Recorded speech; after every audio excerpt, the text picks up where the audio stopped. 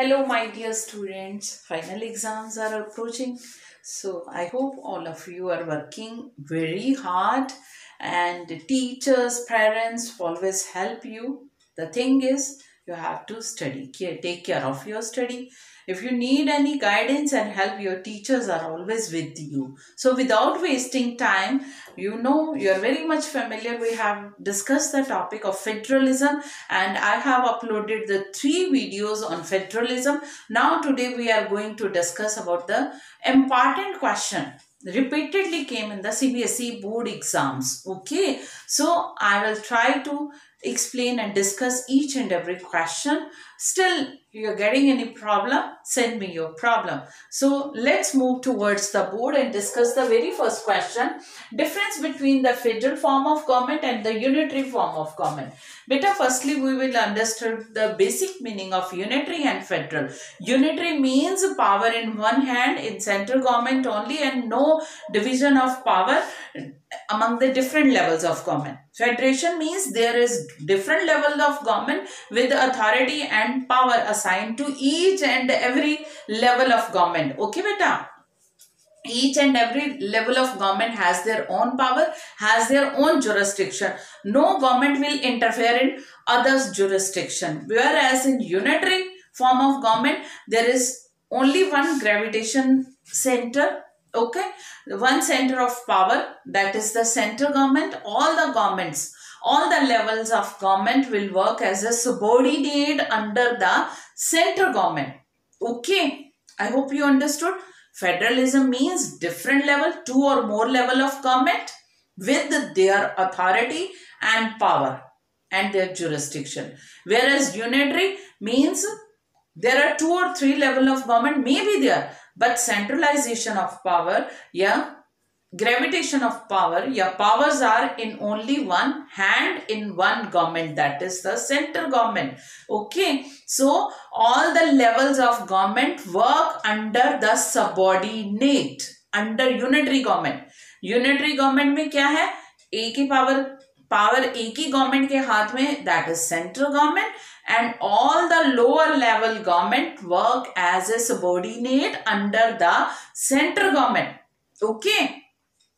In federal government, there are 2 or more level of government and each and every level has their authority and power. No government work as a subordinate.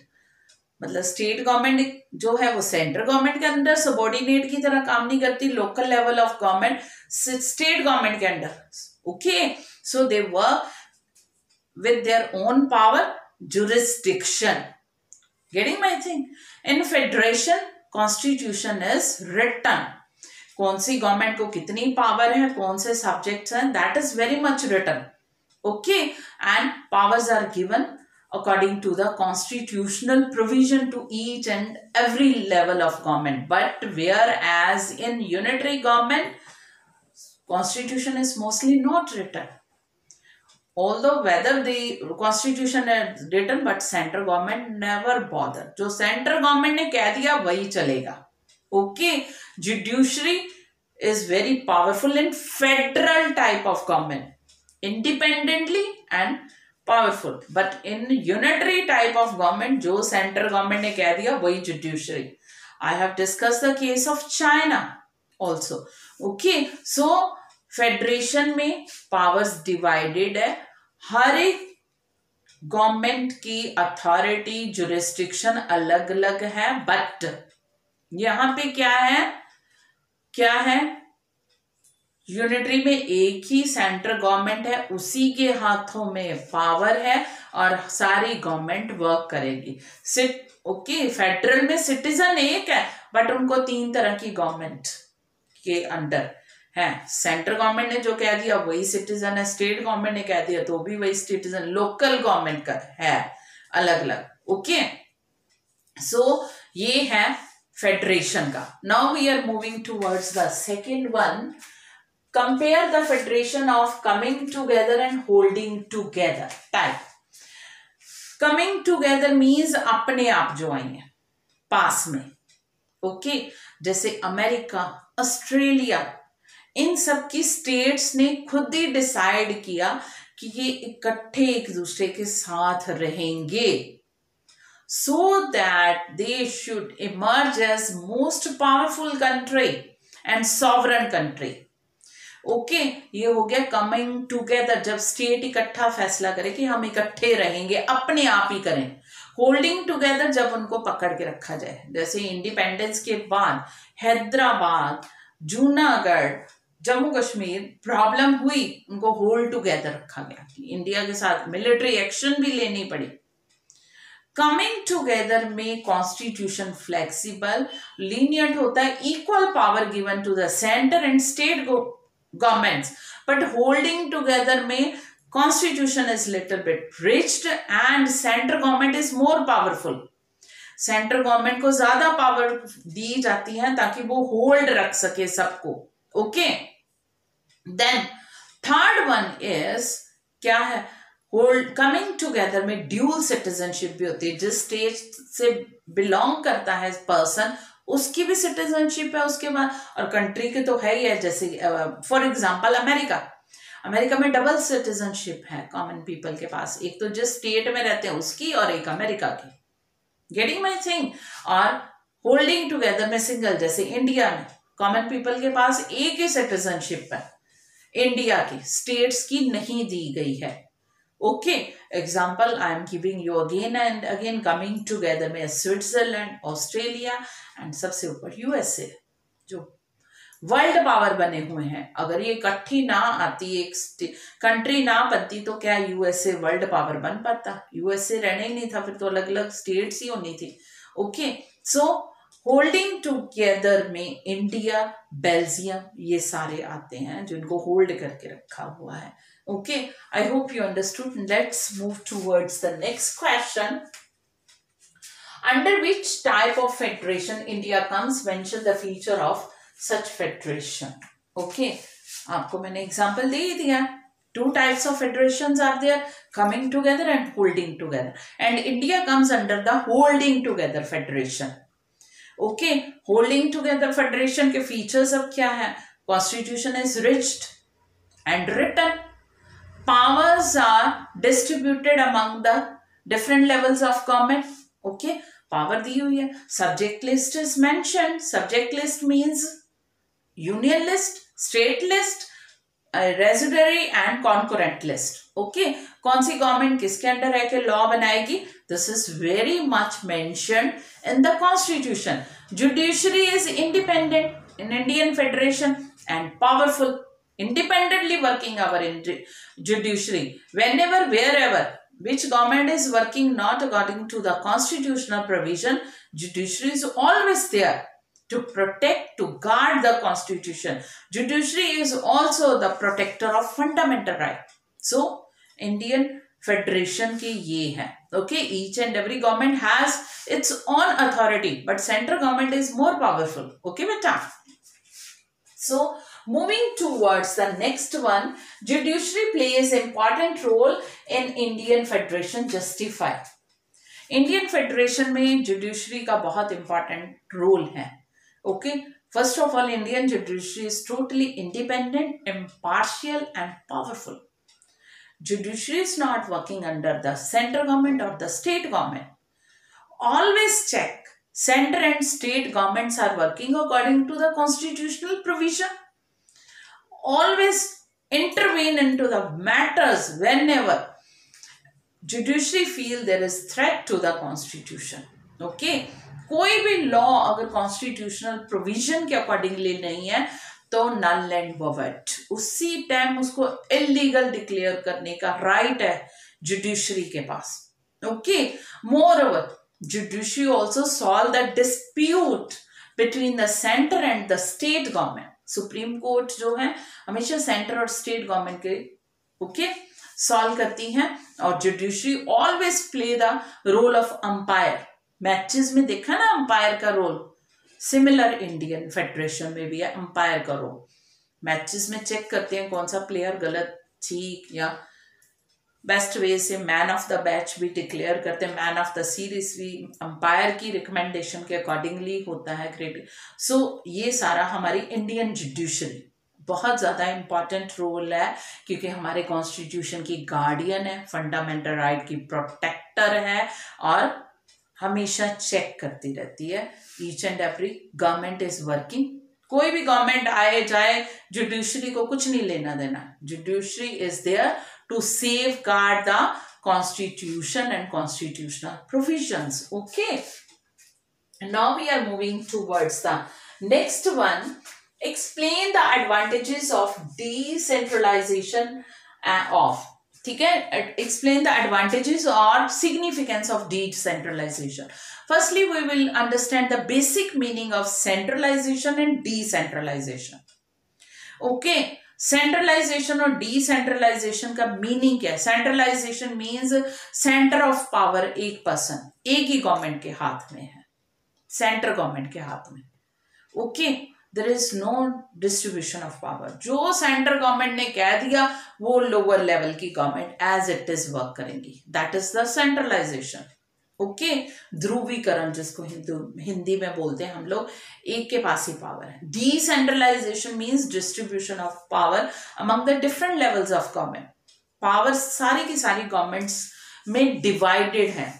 Her government जो है अपनी jurisdiction, अपनी authority के under रह के काम करेगी। No other government will interfere in other government, ठीक है। No government will interfere in other governments work. Central government बिना वजह के स्टेट गवर्नमेंट में इंटरफेयर नहीं करेगी उसके कामों में। ओके, सो कि I am the supreme head of the country, not at all. So decentralization India में इस तरह से काम करिए कि कॉन्स्टिट्यूशन जो है वो हर एक गवर्नमेंट को राइट दे रहा है अपनी लिस्ट के अंडर रह के लॉ बनाए, फंक्शनिंग करे, काम करे। Okay, constitutional provisions are set up. Local level governments को राइट दिए गए हैं कॉमन पीपल की।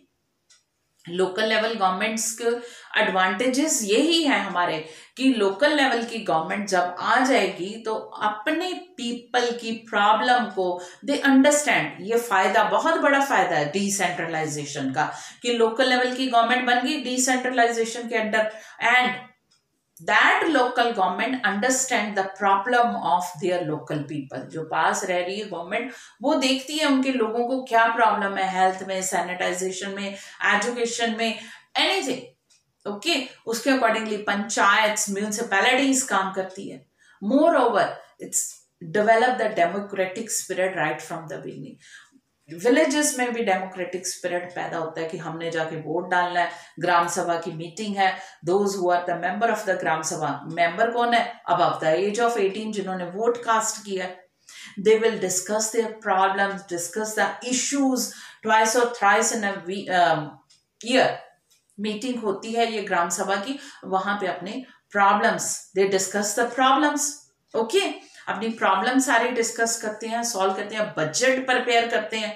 सो democratic spirit and moreover develop the sense of responsibility. Responsibility बहुत ज्यादा बढ़ गई कि हमने अपने विलेज को आगे लेके आना है, हमने अपनी सिटी को आगे लेके आना है, नीट एंड क्लीन। आपको पता है गुजरात, राजस्थान, इंदौर, इसी वजह से neat and clean and develop एकदम से विलेजेस भी बन रहे हैं कि वर्ल्ड वाइड फेमस हो रहे हैं। एंड डिसेंट्रलाइजेशन का एक ये भी फायदा हुआ है कि विमेंस को रिजर्वेशन मिला, एडमिनिस्ट्रेशन में उन्होंने पार्टिसिपेट किया। विमेन एम्पावरमेंट जिसको हम लोग कहते हैं, they are more aware, womens are not now more aware and they are actively participating in the administrative work. Okay, so now we are moving towards the next. Describe the provisions of amendment made in the Indian Constitution in 1992, making third local government more effective and powerful.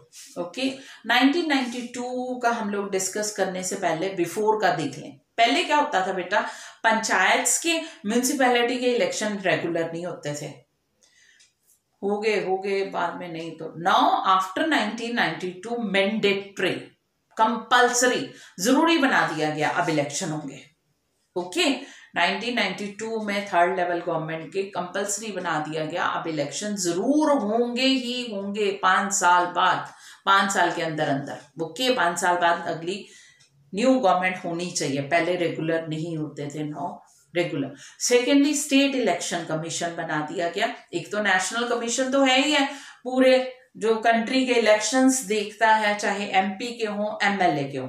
अब state election commission भी बना दिया गया हर state में, जो local level government के election करवाएगा, पंचायत और म्यूनिसिपैलिटी के, देखेगा फ्री एंड फेयर इलेक्शन हो, वोटिंग सिस्टम सही तरह से चल रहा है, ओके, कास्टिंग, क्योंकि it's very difficult for the national election commission local level government का। 37 लाख से ज्यादा तो रिप्रेजेंटेटिव्स हैं लोकल लेवल गवर्नमेंट के, तो it was quite difficult for the national election commission to manage, इसीलिए इफेक्टिवली काम नहीं हो रहा था। That's why state election commission was set up.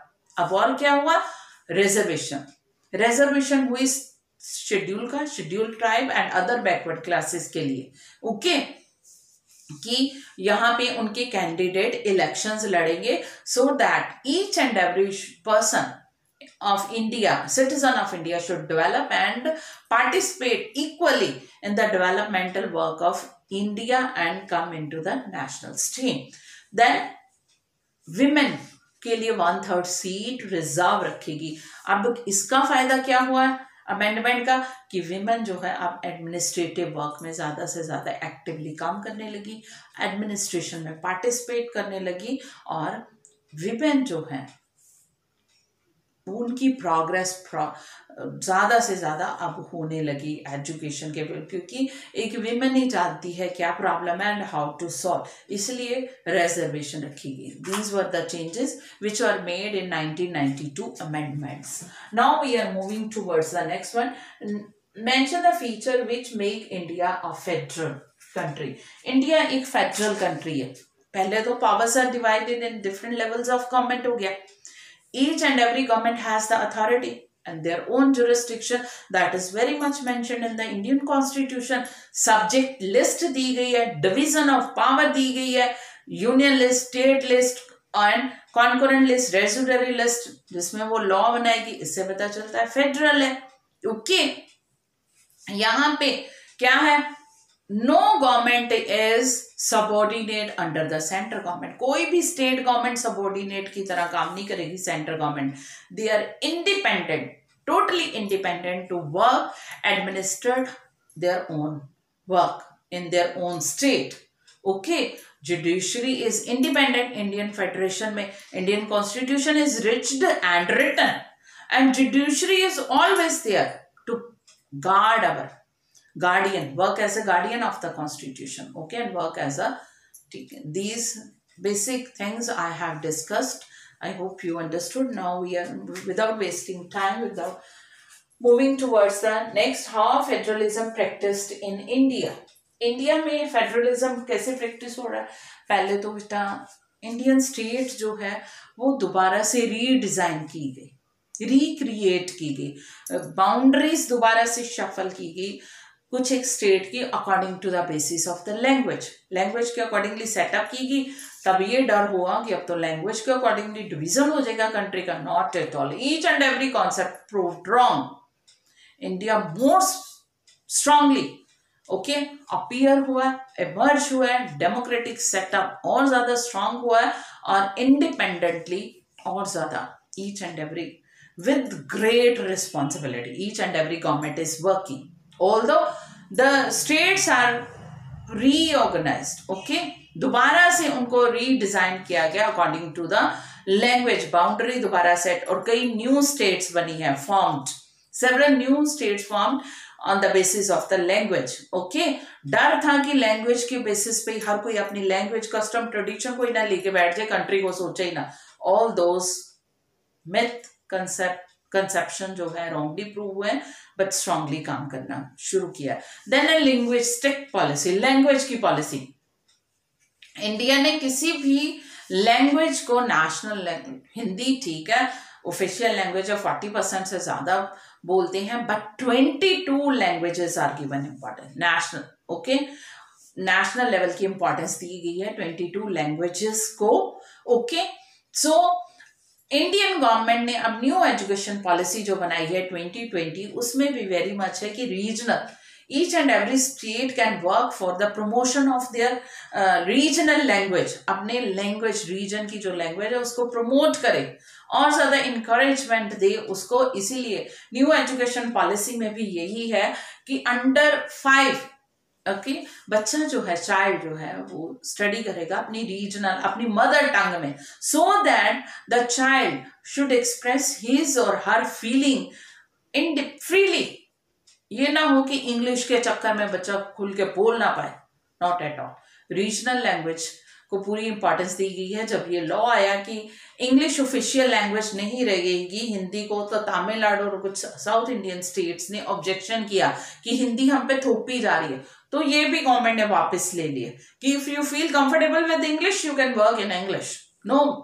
Okay issue on language so Indian policy is always flexible and I have told you center state relation is very much mentioned smooth because power and authorities are divided very much written in the constitution each and every government is working under the constitutional provision subject list is always there to make law on their own subjects okay so moving towards the last one explain the language policy of federal India how is it different from the Sri Lanka Indian language policy is हमारे ऊपर कोई language नहीं थोपी गई जैसे we are totally different from the Sri Lanka declared Sinhala as their official and language okay national language ये थोपी गई सिन्हला सबके ऊपर वो जिसकी वजह से सिविल वॉर हुआ वहां पे टेररिस्ट अटैक हुए movement civil war okay but Indian constitution है इंडियन गवर्नमेंट जो भी आई है जो भी पार्टी आई है पावर में never impose any language on the people okay we have declared 22 languages national importance languages English is also given the importance now under new education policy each and every state government can work strengthen and promote the regional language student can also study in their regional languages competitive exam bhi regional languages में 22 languages I have told you इसी में इतनी languages में print होते हैं ये paper भी जिस भी लैंग्वेज में बच्चा देना उसकी इंटेलिजेंट मायने रखती है you only the concern is intellectual level not the English and other वो उसका पैरामीटर नहीं है उसकी इंटेलिजेंस को चेक करने का okay so I hope you understood today's questions very well still you have any problem send me your problem okay we're eagerly waiting for you in our YouTube channel Learning with Aradhna ma'am so before I leaving I want to remind you that don't forget to subscribe and share the channel to all that's all for today okay